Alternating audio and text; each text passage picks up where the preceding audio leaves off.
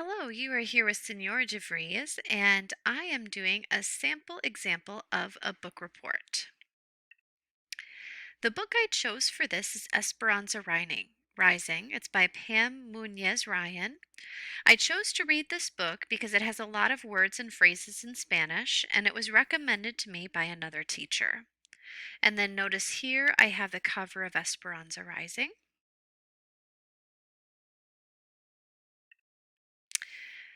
The characters. The main characters in Esperanza Rising, the absolute main character is Esperanza Ortega. She starts off as a very privileged girl who never has to work for anything. And during the course of this book, she grows and she changes a lot. The next main character is Ramona Ortega, and that is Esperanza's mother. Ramona shows a lot of strength and determination, and she wants to protect her family. Alfonso. Alfonso is the boss of the field workers on the ranch. He helps Esperanza and her mother escape. Miguel, childhood friend of Esperanza who helps her. Abuelita is Esperanza's grandmother. Hortensia is Alfonso's wife. She helps Esperanza and her mother. Isabel is a young girl who loves Esperanza and helps her learn how to do chores. Some minor characters in Esperanza Rising are Sexto Ortega, that is Esperanza's father, her papa. Esperanza's beloved father, who dies shortly after the book begins. Tio Luis, one of Esperanza's awful uncles. And Tio Marco, another one of Esperanza's awful uncles. And then Marta. She is a young girl who is mean to Esperanza when Esperanza first has to start working. The setting.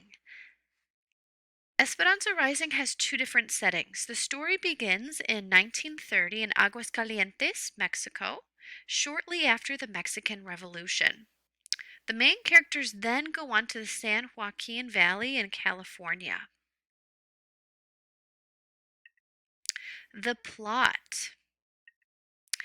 The exposition for Esperanza Rising. The book begins at El Rancho de las Rosas in Aguascalientes, Mexico, where Esperanza lives with her parents. Her parents are wealthy and she has a lot of servants. Right before her birthday celebration, she finds out that her father has been killed by her uncles. The rising actions. Esperanza's uncles try to blackmail her mother into marrying them. Esperanza and her mother escape with Alfonso, Hortensia, and Miguel to come to the United States. Esperanza and her mother are forced to work hard, and her mother eventually becomes very sick and has to stay in the hospital.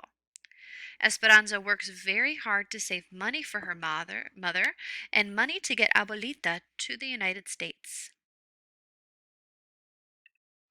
The climax of this book. Esperanza finds out that her mother is well enough to come home from the hospital. When she brings her home, she goes to show her mother the money that she has saved, but she finds out that it is gone. Everyone believes that Miguel has stolen her money, but no one knows where he is.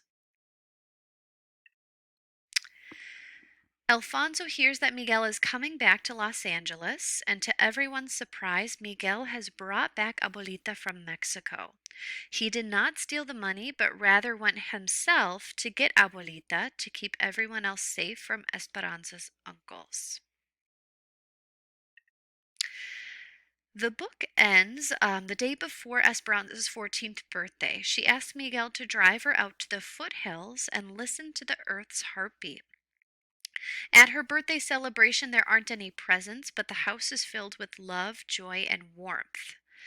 And this shows a very big difference from the beginning of the book when Esperanza was going to have her birthday and um, it was super fancy at the beginning, and now this is a very simple birthday party, but this shows how important the relationships the characters have with one another. Do I recommend this book? I recommend this book because Esperanza learns a huge life lesson at the end of the book. The last line of the book is do not ever be afraid to start over. The message of this book that it is okay to try again. Esperanza realizes that objects and items are not important, but the important things in life are the friendships and relationships with other people. I think most people would really enjoy this book. And that is the end of my sample for the book report.